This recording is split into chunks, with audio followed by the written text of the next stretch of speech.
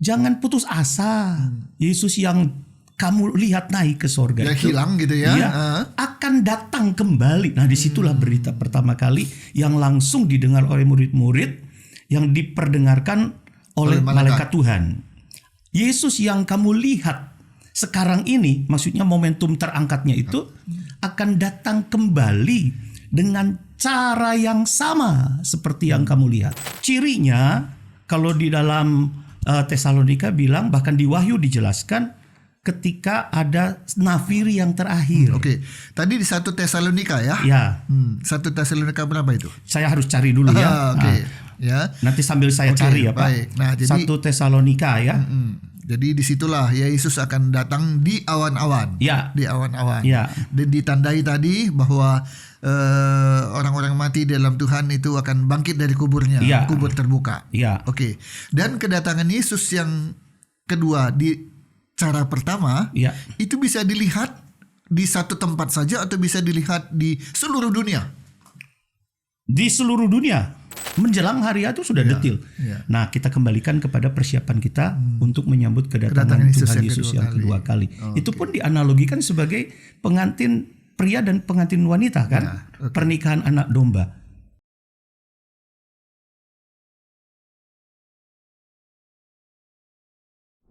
Puji Tuhan, bertemu kembali dengan saya Yunus Timotius dalam podcast yang baru dari Cabai Rawit Production, yaitu Amin, singkatan dari Alkitab Menjelaskan. Ada beberapa topik-topik yang bagi jemaat Kristen menjadi sebuah tanda tanya. Apa sih itu ya? Maksudnya apa ya? Terus penjelasan itu seperti apa ya? Mau buka Alkitab malas. Mau tanya juga segan. Nah, untuk itulah Amin, Alkitab Menjelaskan hadir buat penonton agar topik-topik yang saya maksud bisa dipahami dan kemudian bilang, oh itu ya artinya ya. Aduh, untung nonton jadi saya tahu. Oke. Topik yang kita pilih untuk episode kali ini adalah tentang kedatangan Yesus yang kedua kalinya. Apalagi beberapa waktu yang lalu ramai ya, viral. Seorang dari luar negeri mengatakan tanggal sekian, bulan sekian, tahun sekian, Tuhan Yesus datang. Ini udah lagu lama, diputar lagi gitu ya. Tapi marilah kita mengetahui tentang kedatangan Tuhan Yesus yang kedua kalinya. Bukan kata si A, kata si B, kata si C, tapi kata Alkitab. Alkitab akan menjelaskan kepada kita semua. Dan lewat seorang narasumber, yaitu Bapak Pendeta Tono. Ya, saya udah kenal lama ini ya, tapi ketemu lagi di podcast ini. Yuk kita segera berbincang dengan beliau tentang kedatangan Yesus yang kedua kalinya. Salam Pak Tono. Shalom Pak Yunus. Ketemu lagi ya, udah sekian lama ya. Wah, berapa puluh tahun mungkin ya. Oke, kedatangan Tuhan Yesus yang kedua kalinya. Memang Alkitab mengajarkan dan menjelaskan tentang itu? Persis. Oke, jadi nggak usah keraguan lagi ya. Ya. Jadi bukan katanya si ini, kata si itu, bukan. Tapi kata Alkitab. Bukan kata Alkitab saja, tapi Yesus sendiri berkata. Itu. Nah, apa yang Alkitab jelaskan tentang kedatangan Yesus yang kedua kalinya? Yang jelas, Alkitab menjelaskan bahwa kedatangan Yesus yang kedua kali itu sering dikatakan hari Tuhan. Harinya Tuhan. Harinya Tuhan. Walaupun hari Tuhan bisa ketika Tuhan sembuhkan, itulah harinya Tuhan, bisa jadi ya. Tapi bukan itu yang dimaksud. Bukan itu yang dimaksud. Hari Tuhan itu adalah hari kedatangannya. Hari kedatangannya. Okay. Jadi mungkin kalau kita analogikan ya, kalau kita sedang mempersiapkan sesuatu hari yang besar, misalkan waktu pengalaman Perang Dunia Kedua tuh Pak Yunus ya, mungkin Pak Yunus mengingat sejarah sedikit lah kita ya, ketika tentara sekutu ingin menyerang Eropa yang pada saat itu dikuasai oleh Nazinya Hitler. Itu kan sangat dirahasiakan tuh hari itu, sehingga orang itu tidak menyebut tanggal, tidak menyebut bulan, tahun, sampai menit pun tidak disebut. Saking rahasianya. Kalau Karena bocor nanti ketahuan nanti. Kalau bocor tidak jadi ada unsur surprise-nya lagi. Dan itu mempengaruhi kemenangan atau kekalahan strategi yang sudah diatur sedemikian matang. Sehingga ada istilah yang disebut dengan D-Day. Dalam bahasa Inggris itu D-Day. Orang Indonesia menerjemahkannya hari H. Nah, inilah yang saya analogikan sebagai harinya Tuhan. Artinya sesuatu yang dirancang oleh manusia aja dijaga benar. Betul. Rahasianya. Betul. Apalagi ini adalah harinya Tuhan. Harinya Tuhan. Yang kata orang dunia, walaupun tidak kenal Alkitab, tidak kenal Tuhan, orang menganalogikannya dengan hari kiamat. Begitu ya. Di mana semua unsur akan hilang di dunia ini. Itulah akhir dari segala sesuatu dalam dunia, dalam bumi. Begitu ya. Tapi kenapa Tono bilang tadi ada kata kiamat? Kedatangan Yesus kedua kali kan tidak identik dengan kiamat kan? Betul, betul. Ya, jadi nanti kita bahas lagi nanti secara khusus kiamatnya ya. Tapi saya mengerti bahwa ada orang yang mengatakan bahwa kedatangan Tuhan itu adalah hari kiamat. Ya. Itu keliru ya. Kita fokus ini kepada kedatangan Yesus yang kedua kali. Ya. Di mana di Alkitab dijelaskan tentang kedatangannya yang kedua? Sehingga penonton bisa nggak ragu lagi ya. Takkan ku ragu lagi. Ini bukan kata Pak Yunus, apalagi kata Pak Tono. Kata Alkitab kata nih. Alkitab, betul. Di mana kita bisa tahu di Alkitab bahwa Yesus datang kedua kalinya? Pengalaman pertama yang dialami oleh murid-murid ketika dia melihat Yesus naik ke surga dalam Kisah Rasul pasal yang pertama, dilanjutkan pasal yang kedua.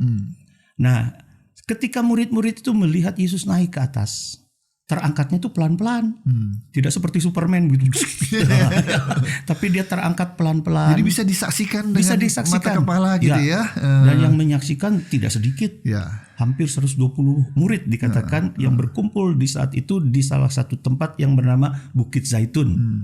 Yesus terangkat pelan-pelan sambil memberkati mereka. Jadi terangkatnya ini, kalau saya gambarkan secara sekarang kita ini sangat dramatik begitu ya. Terangkat pelan-pelan. Tak percaya tapi nyata gitu ya. Saat itu pasti murid dalam keadaan yang tercengang-cengang. Iyalah. Sangat karismatik gitu ya. Saya ngebayangkannya aja udah kayak gimana gitu. Betul. Ya. Apalagi sebagai saksi mata lagi ya. Tapi yang luar biasa, nanti waktu Yesus datang kita bisa mengalaminya ya. Mengalami, karena setelah Yesus hilang dari pandangan mereka, ada malaikat Tuhan yang menjelaskan bahwa sedang apa kalian? Jangan tercengang-cengang. Jangan, seolah-olah berita itu dalam bahasa kita itu, jangan putus asa. Yesus yang kamu lihat naik ke sorga itu hilang gitu ya, akan datang kembali. Nah, disitulah berita pertama kali yang langsung didengar oleh murid-murid, yang diperdengarkan oleh malaikat Tuhan. Yesus yang kamu lihat sekarang ini, maksudnya momentum terangkatnya itu akan datang kembali dengan cara yang sama seperti yang kamu lihat. Berarti dia turun nanti? Dia akan turun. Dari langit? Dari langit. Dan pasti seperti ketika Yesus naik pelan-pelan, turunnya pun pasti juga pelan-pelan. Tidak seperti cerita Superman, kejelik gitu ya. Atau Mr. Bean, kejelik gitu. Atau di film gitu ya, tiba-tiba ada ya, enggak ya? Persis, karena kata malaikat Tuhan, persis seperti yang kamu lihat sekarang, dia pun akan datang dengan cara yang sama.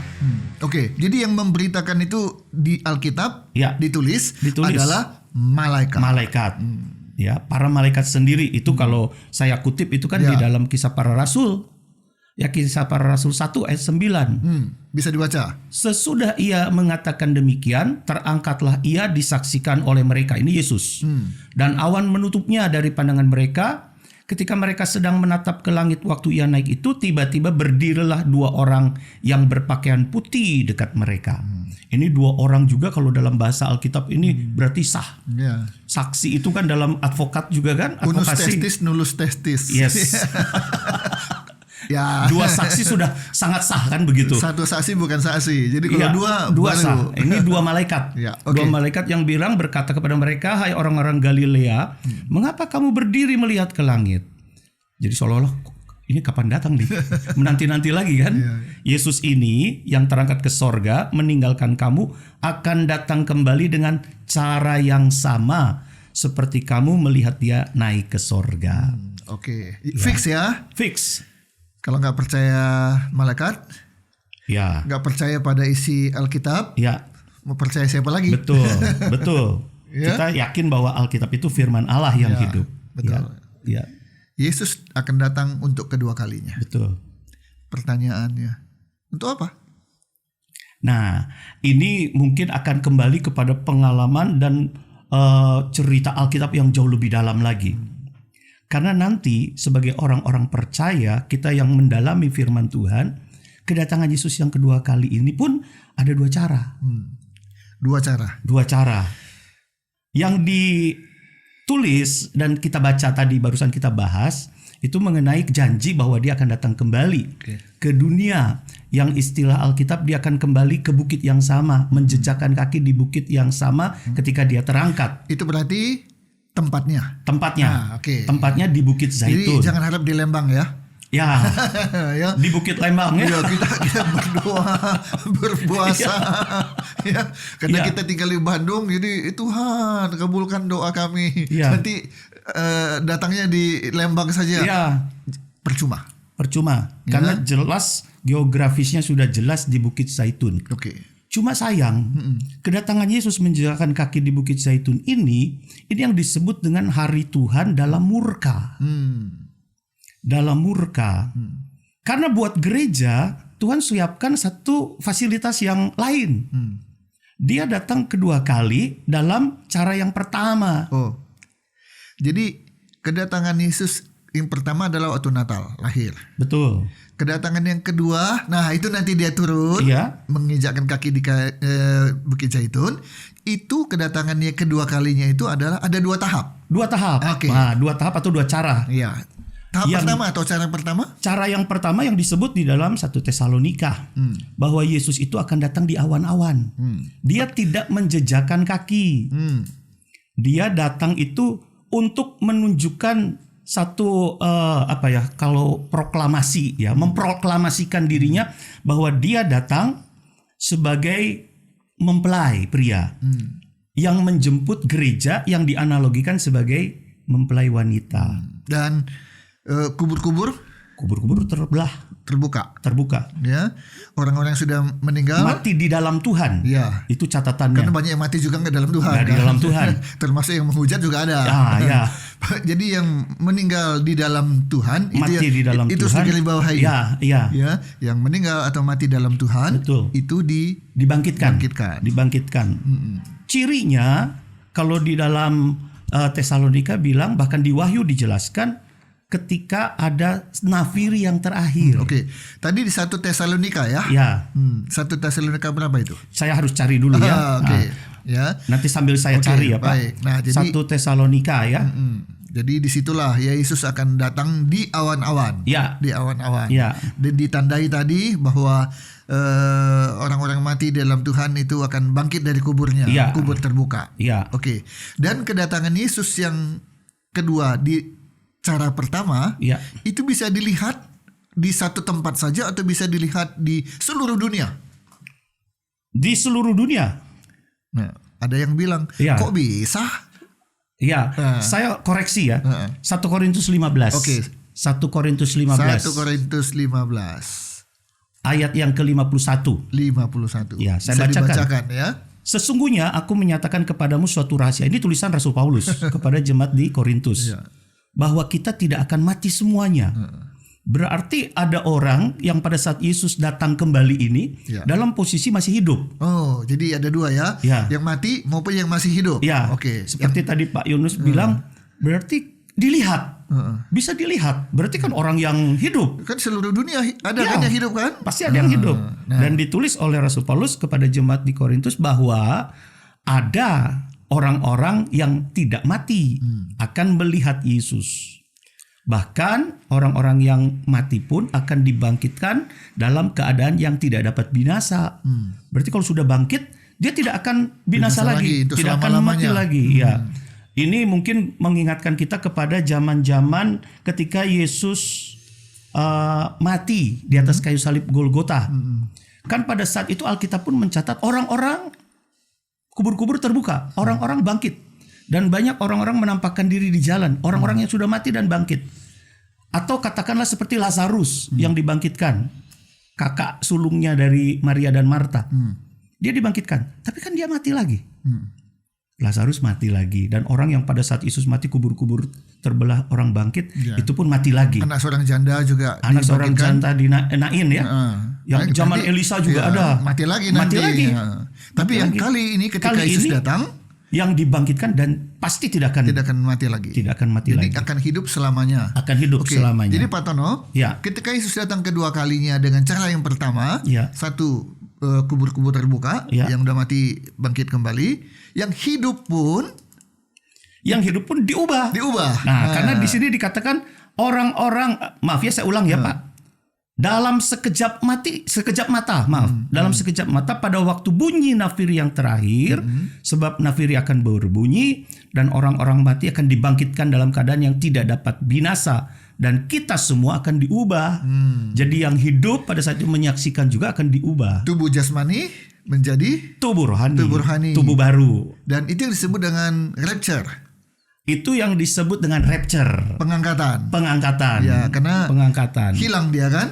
Ya, Ada 2 orang, yang di ladang, satu di ini, satu hilang, Ya. satu masih tinggal. Ya. Ada di loteng, ya, Satu. itu ditinggalkan satu, betul. ya, itulah waktu tahap pertama atau cara pertama. Cara pertama. Oke. Nah, ini pun ada catatan, mungkin akan semakin panjang kalau kita bedah. Ya. Artinya ada yang namanya tadi rapture, ada yang namanya penyingkiran. Itu berbeda lagi. Ya. Rapture itu bisa langsung tiba-tiba hilang, dan pertemuannya disebut pertemuan di udara. Ada lagunya ya. Ada pertemuan di udara. Kalau orang Pantekosta zaman dulu pasti tahu. Iya. Nah, itu kedatangan Yesus yang tahap pertama tadi, karena dia menunggu di langit. Jadi yang hidup di dunia masih tetap hidup. Masih tetap hidup. Dan ya tetap seperti biasa. Seperti biasa. Cuma hari itulah memang hari yang luar biasa. Yang luar biasa. Ya. Luar biasa. Yang masih hidup pun pasti akan bengong-bengong gitu ya. Aduh, ada kejadian kayak begini, Ya. tapi saya tetap tinggal. Ya. Kalau yang tahu Alkitab, dia mungkin menyesal ya. Menyesal. Tidak mau ya. Tidak mau ya kita ketinggalan Tidak seperti itu. sampai diangkat ya. Ya. Tapi yang tidak tahu Alkitab mungkin akan melihat itu sebuah fenomena. Ya, keajaiban aja Keajaiban aja. Orang kok banyak hilang. Di seluruh dunia kok pelosok-pelosok kok hilang. Begitu aja sih. Nah, hari itu terjadi. Setelah itu kan hidup seperti biasa, khususnya orang-orang yang masih tinggal. Nanti kedatangan Yesus kedua kan? Ya. Cara kedua kan? Atau tahap kedua kan? Ya. Apakah Alkitab menjelaskan berapa lama itu? Atau tidak diketahui? Tidak rahasia? diketahui. Oh, oke. Tidak Tetap diketahui. rahasia Tuhan. Tetap rahasia. Karena Yesus sendiri pernah ditanya oleh murid-murid. Yesus bilang begini, ya hanya Bapa yang tahu. Anak pun tidak. Maksudnya dia. Iya. Dia pada saat itu pun tidak tahu. Tidak tahu ya. Tidak tahu Oke. kapan dia akan diutus kembali Jadi pulang. tahap pertama kapan nggak ada yang tahu. Nggak ada yang tahu. Tahap yang kedua pun lebih lagi nggak ada Ya. yang tahu. Bahkan di Alkitab sendiri dianalogikan kedatangannya. Bukan Yesusnya seperti pencuri. Kadang-kadang ada yang bilang Yesus seperti pencuri. Oh tidak. Kedatangannya. Bukan Yesusnya seperti pencuri. Ya, bukan Yesusnya seperti pencuri. Tapi timingnya. Waktunya itu seperti pencuri. Ya. Itu pencuri nggak pernah dikasih tahu Nggak kapan pernah waktunya. Nggak pernah konfirmasi. Saya nanti datang jam 2 pagi ya. Ya. Oh, ditangkap. Ini saya agak sedikit menyimpang Pak Yunus. Ada satu pengalaman hamba Tuhan yang ada di NTT. Ada satu daerah saya nggak sebut namanya ya. Itu jujurnya luar biasa. Itu perampok kalau mau rampok orang pada malam hari, dia kasih kabar. Ini mungkin keunikan ini ya, lokal di sana ya. Terus ya yang dikasih tahu silakan.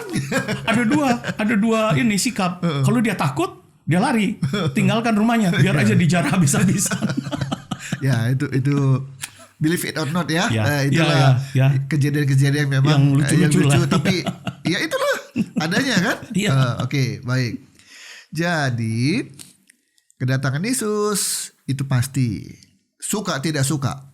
Bahkan dulu di belakang mobil ada stiker. Itu terkenal dulu, ready or not, Jesus is coming. Ya, betul. Gitu. Ready or not. Kamu siap tidak siap, Ya. suka tidak suka, tidak gitu suka, ya. ya. Yesus pasti datang. Ya. Dan kita sebagai orang Kristen harus mengimani hal itu. Betul. prosesnya kita sudah tahu bahwa ada tahap pertama dia datang di awan-awan, Ya. baru nanti tahap kedua dia datang menginjakkan kaki Ya, di ya. Bukit Seperti yang disampaikan Zaitun. dua malaikat itu. Ya. Oke. Kalau ini tahap pertama tadi kubur terbuka, kemudian ada kebangkitan orang mati, Ya. yang hidup akan diubahkan tubuh Ya, jasmani betul. menjadi rohani. Betul. Udah. Kalau nanti tahap kedua Yesus datang di Bukit Zaitun, Ya. apa yang terjadi, Pak? Kalau saya mungkin menyambungkannya atau mengkaitkannya Pak dengan Wahyu pasal 19. Di situ Yesus datang kembali dengan orang-orang sucinya. Orang-orang sucinya adalah orang-orang yang sudah diangkat di tahap pertama tadi. Yang terangkat naik sama-sama, ada satu pertemuan di udara. Itu istilahnya sunyi senyap di sorga. Kalau firman Tuhan juga menjelaskan itulah yang disebut dengan pesta kawin anak domba. Gereja yang dianalogikan sebagai pengantinnya. Kita nggak tahu setengah jam itu apakah setengah jam seperti di dunia atau setengah jam di sorga. Karena ada ayat Alkitab yang mengatakan bahwa 1000 tahunnya manusia itu di hadapan Tuhan cuma 1 hari. Dan 1 harinya Tuhan 1000 tahunnya manusia. Jadi setengah jam ini itu Alkitab dibilang setengah jam sunyi sepi di Wahyu pasal yang ke-9 kalau tidak salah. Nah, Wahyu 19 setelah itu Yesus datang dengan orang-orang sucinya untuk memerangi. Karena ketika Yesus naik ke atas itu kan di bumi ini terjadi satu malapetaka yang luar biasa. Kalau di dalam Wahyu pasal 6, mulai dari pasal 6 sampai Wahyu pasal 19 itu beruntun itu ada yang namanya meterai Tuhan yang terbuka 7 meterai berisi penghukuman. Terus disusul lagi dengan 7 sangkakala berisi penghukuman. Ditambah lagi 7 cawan murka Allah. Itu terjadi di dunia ini. Ya. Saya berharap memang tafsiran beberapa teolog mengatakan pada pengangkatan itu gereja aman. Gereja sudah tidak ada di dunia. Sehingga penghukuman yang terjadi itu terkena benar-benar kepada orang-orang yang menolak kasih Tuhan, kesempatan yang Tuhan kasih. Disitulah terjadi satu pemerintahan yang disebut pemerintahan antikris. Nah, ketika Yesus datang Wahyu pasal 19 itu dengan orang-orang kudusnya, dia melawan itu semua. Sehingga Alkitab mengatakan habis itu semua. Bahkan dikatakan iblis itu dirantai, dan 2 oknum iblis yang lain, nabi palsu dan antikris, ini langsung dibuang ke lautan api. Yang lautan api yang menyala-nyala, iblisnya masih dirantai. Kemudian baru setelah itu ada zaman yang namanya setelah Wahyu pasal 19 yang disebut dengan 1000 tahun damai. Kerajaan 1000 tahun. Kerajaan 1000 tahun damai. Pak, kalau memang Alkitab sudah dengan tegas, itu tegas itu kan di atas jelas ya. Ya. Jelas dan tegas. Betul. Yesus pasti datang, dan hari kedatangannya, waktu kedatangannya tidak ada yang tahu. Dan tidak dikasih tahu juga. Betul. Kecuali mungkin ada tanda-tandanya aja yang dikasih tahu. Ya.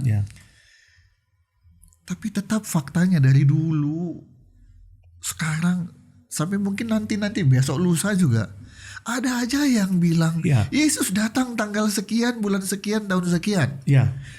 Jangan jauh-jauh ya, bicara dunia Pak ya. Nggak usah bicara Indonesia, terlalu luas. Jawa Barat pun terlalu luas. Ini Bandung ya, Kabupaten Bandung masih daerah kita. Tahun berapa itu ya? Ada seorang pendeta yang bilang, ya kan? Nggak usah kita sebut namanya lah. Betul, itu udah catatan sejarah lah ya. Cerita lama. Dan kita kenal lagi ya. Kenal. Okay.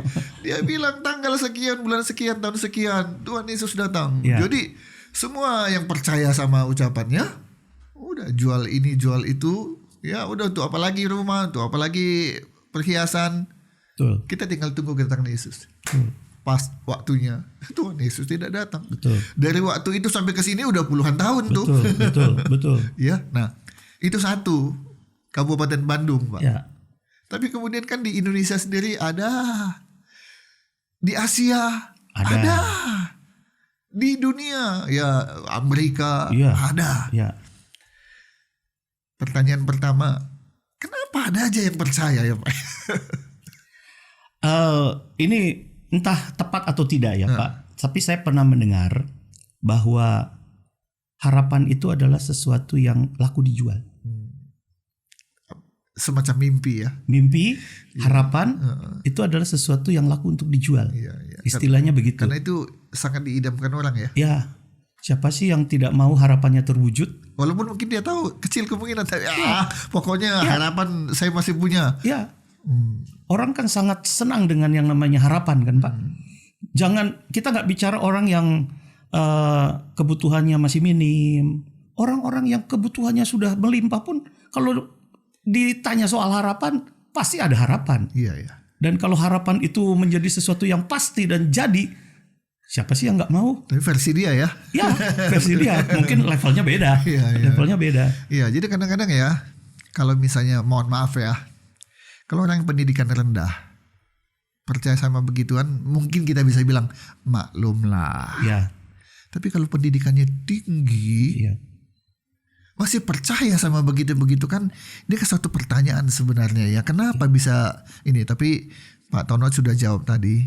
Ketika orang dikasih harapan, Iya, hilanglah semua logika. betul. Betul. Ya, Iya. termasuk sudah kata Alkitab tidak ada yang tahu. Iya. Tapi dikasih tahu bahwa tanggal sekian, bulan sekian, tahun sekian, wah, saya bisa lihat Yesus gitu ya. Betul. Jadi kalau ditanya orang itu beriman nggak? Nggak mungkin dia nggak beriman ya. Iya. Iya. Bahkan dia bilang sangat beriman. Sangat beriman. Bahkan kamu- mungkin ahli-ahli. Iya, kalau kamu nggak percaya, kamu nggak beriman.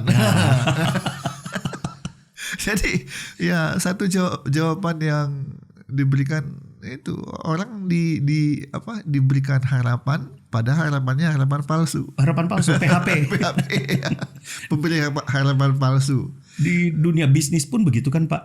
Ya, kita yang lagi semangat nih, Iya. semangat cari uang, terus ingin juga karir kita makin naik, makin Tiba-tiba naik. diberi sebuah Wah, cara katanya ya, proyek. cepat. Iya, satu Dan- proyek yang menjanjikan. Wah, udah logika pun sudah nggak kepake Wah. lagi ya. Dikejar kan? Oke. Dikejar.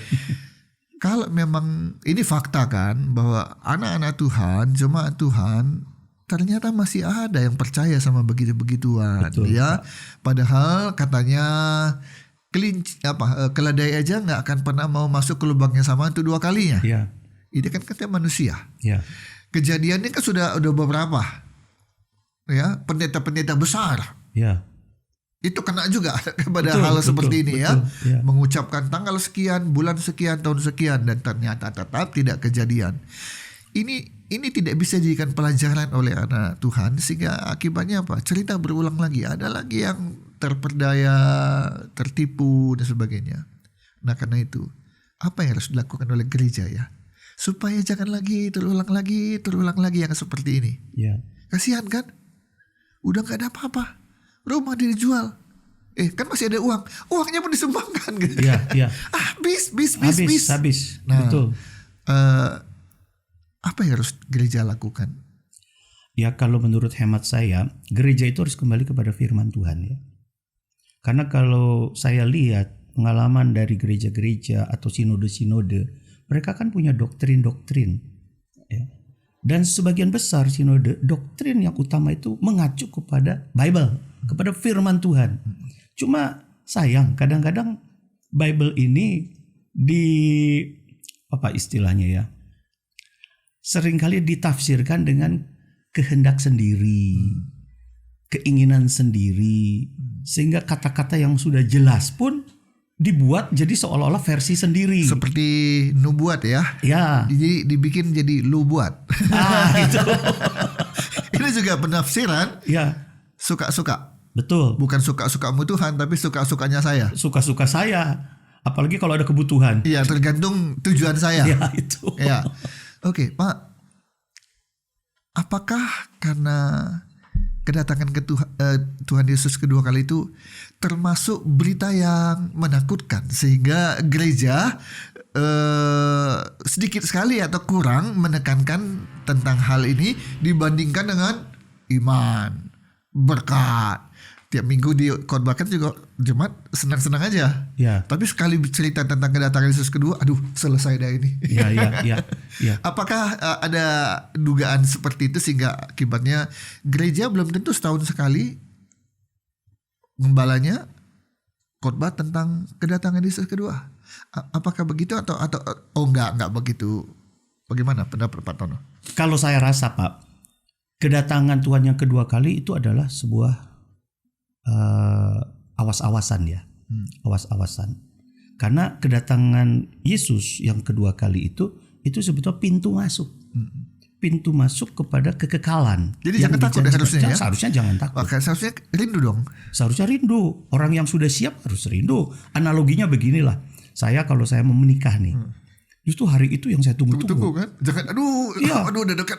Iya. Boleh tegang. Boleh tegang. Iya kan? Iya. Tapi bukan artinya tunda aja deh. Loh, saya ketemu kekasih saya kok bukan lagi secara ilegal nanti kan. Kalau pernikahan itu sebuah fasilitas yang dilegalkan, justru kita ketemu setiap hari. Makanya satu rumah. Ada pesta kan? Ada pesta. Sukacita. Betul. Betul. Harusnya seperti itu ya Pak ya. Dan menjelang hari H, saya ingat sekali itu pengalaman saya. Waktu misalnya kita persiapan masih 1 tahun, itu rasanya masih kayak waktu banyak. Waktu banyak. Sehingga apa yang kita bicarakan masih ngalor ngidul. Tapi tanpa terasa makin lama makin mendekat hari H kan. Sudah tinggal 2 bulan panik nih yang ada. Panik yang ada itu artinya persiapannya harus lebih sungguh-sungguh lagi. Ini udah belum, belum. Yang sudah pun masih dicek lagi. Betul. Dan positifnya ketika sudah menjelang dekat sebulan sampai seminggu menjelang hari H, kita sudah bicara soal detail. Tidak lagi global. Kita bicara lagi detail. Detail itu tidak lagi undangan berapa. Tapi kita lebih detail lagi misalnya running time-nya itu loh Pak. Jam segini kita sudah ada di mana, jam segini kita sudah di mana, kan itu sudah harus jelas. Itu kan detail. Rundown-nya itu ya. Rundown-nya sudah menjelang hari itu sudah detail.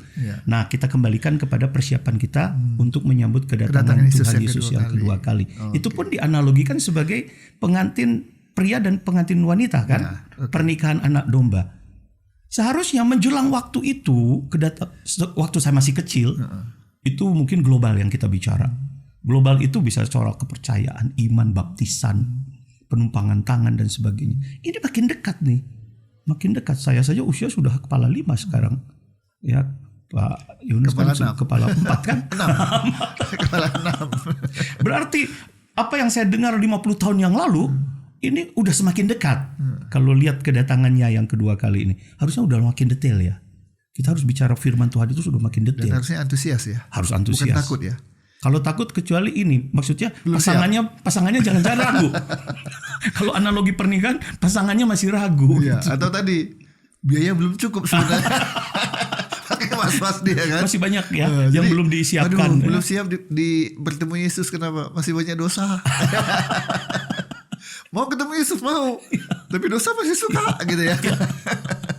Oke, jadi Pak Tono setuju nggak kalau gereja apapun ya, sinode apapun, setahun sekali minimal 1 kali lah ya khotbahkan tentang kedatangan Yesus kedua kali ya. Kalau saya istilahkan detailnya harus sudah sekarang udah harus lebih banyak Pak. Iya. Kalau boleh setiap minggu. Tapi ini bosan kan? Inilah tantangan ya. Iya. Tantangan hamba-hamba Tuhan sekarang. Karena kedatangan Yesus yang kedua kali itu berbicara soal persiapan. Persiapan bukan cuma sekedar rohnya, tapi tubuh, jiwa, dan roh kita harus siap. Ya. Nah, untuk siap itulah kita harus dipersiapkan. Dan gereja harus mempersiapkan jemaatnya. Ya. Setelah itu kita pribadi juga harus mempersiapkan, karena kita bertanggung jawab terhadap diri sendiri kan. Amin. Betul. Sekarang pertanyaan terakhir.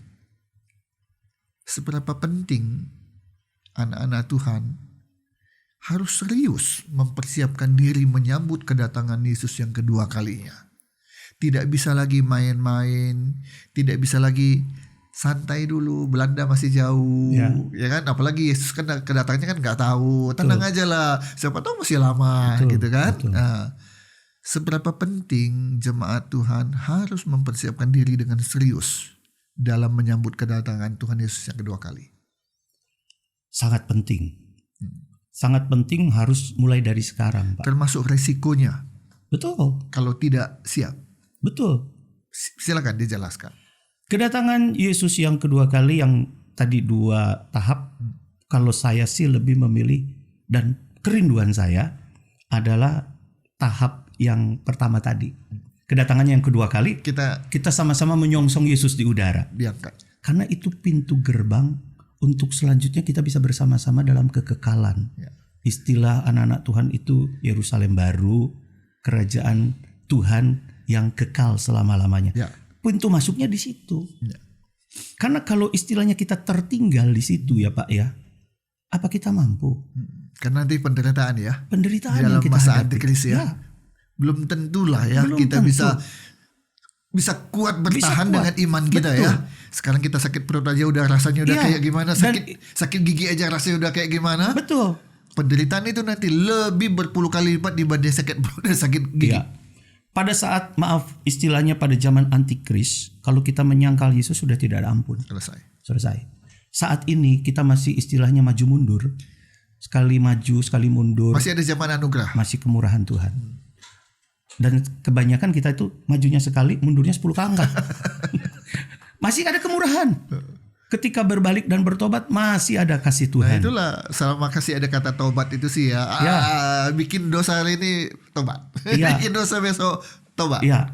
Tapi kan kita tidak tahu kapan Tuhan datang yang tahap pertama tadi ya. Dengan menyongsongnya kita sama-sama di udara. Itu ultimate sekali kalau menurut saya. Jangan sampai anak-anak Tuhan pilih cara yang kedua. Jadi persiapan harus, istilah tadi Pak Yunus bilang, apakah setahun sekali? Menurut saya sekarang ini harus setiap saat siap. Ya. Apalagi kan katanya sudah senja. Sudah senja. Sudah hampir malam. Ya. Berarti sebenarnya tadi 1 tahun persiapan pesta pernikahan. Ya. Ini sudah dekat nih. Sudah 2 bulan dekat nih. Sudah dekat. Sudah sebulan nih. Ya. Gitu kan. Harus intensitasnya ditambah ya. Harus. Bahkan kalau di Wahyu 3, ketika Yesus mengetuk pintu jemaat di Philadelphia, Yesus bilang, aku sudah di depan pintu. Berarti di depan pintu sudah dekat sekali. Sudah di depan pintu. Jadi jangan main-main lagi ya. Ya, kita harus sangat serius. Harus serius. Harus serius. Sebab menyesal pun percuma ya kalau Wah, memang sudah. saat itu kita nggak siap. Ya. Ya. Jadi kita ketika membahas tentang kedatangan Yesus yang kedua kali, bahwa itu alkitabiah. Sangat alkitabiah. Ya. Dan tadi Pak Tono sudah jelaskan waktunya tidak ada yang tahu, Ya. tempatnya sudah dijelaskan. Kemudian caranya dan sebagainya udah dijelaskan. Ya. Tapi yang paling penting ketika kita bicara tentang kedatangan Yesus kedua kali, bukan tentang Yesusnya, tapi tentang kitanya. Betul. Kita jangan terpokok dong, oh gitu ya cerita kedatangan Ya, kedua ya, udah selesai aja. Ya. Seharusnya kita bertanya, udah siapkah saya? Betul. Setuju Pak. Hari ini, besok, lusa, saya jalani hari-hari saya sambil menunggu kedatangan Yesus. Bukan kedatangan keduanya itu yang harus menjadi fokusnya. Itu hanya sebuah berita yang kita yakini. Tapi kita sendiri udah siap belum? Kalau kita udah siap, keluarga kita udah siap belum? Emang mau sendirian gitu? Ya. Gak mau bersama-sama dengan keluarga? Betul. Kalau kita udah sadar bahwa fokus kedatangan Yesus kedua kalinya bukan pada Yesusnya, tapi pada diri kitanya, maka makin banyak yang terselamat nanti. Betul. Karena ada kesiapan itu. Ya. Ya kan? Ya. Baik karena gereja sendiri mempersiapkan lewat khotbah-khotbah, PA. Kemudian kita sendiri bertanggung jawab mengambil sikap saya harus siap. Betul. Nah, tadi saya udah bilang terakhir Pak, tapi ini terakhir yang dari ya. Apa yang harus dipersiapkan oleh jemaat Tuhan? Dengan statementnya Pak Yunus tadi, saya jadi teringat ada sebuah lagu rohani yang mengatakan begini. Waktu gereja bangkit di akhir zaman, semua orang kudus penuh kuasanya, mereka memberitakan firman-Nya. Ada. Ku mau di sana. Jadi kita bukan penonton. Kita seringkali nonton yang namanya Doomsday, hari-hari terakhir. Dulu tahun 2000 tuh pernah ada satu cerita yang tentang di Hollywood bikin film itu tentang kiamat kan. Orang berbondong-bondong ingin nonton. Nah, ini keadaan yang bukan cuma sekedar kita nonton, tapi ku mau di sana. Waktu Tuhan datang, ku mau di sana. Pelaku. Jadi kita tuh aktornya lah di situ. Ikut pemeran utamanya lah kita di situ. Peran utama ya. Peran utama. Nah, untuk bisa masuk dalam peran utama kan ada seleksi ya Pak ya. Casting. Ya. Kalau istilahnya casting. Ya. Itu kan casting itu kan nggak sembarangan. Ya, 1000 calon bintang utama cuma 1 kok. Ya. Mana yang paling cocok? Ya. Dari wajahnya, Ya. dari adegan-adegan yang mau disampaikan, actingnya, Betul. ya kan? Terutama karakter ya. Ya, Karakter harus sesuai. betul. Karakternya itu kalau casting kan harus ada jagoan, ada yang jahat. Iya. Kalau yang jagoan kok castingnya benar-benar karakternya mencerminkan seorang jagoan. Kita pun sebagai anak Tuhan, ini kita sekarang ini seolah-olah katakanlah istilahnya sedang di casting untuk jadi pelaku di situ.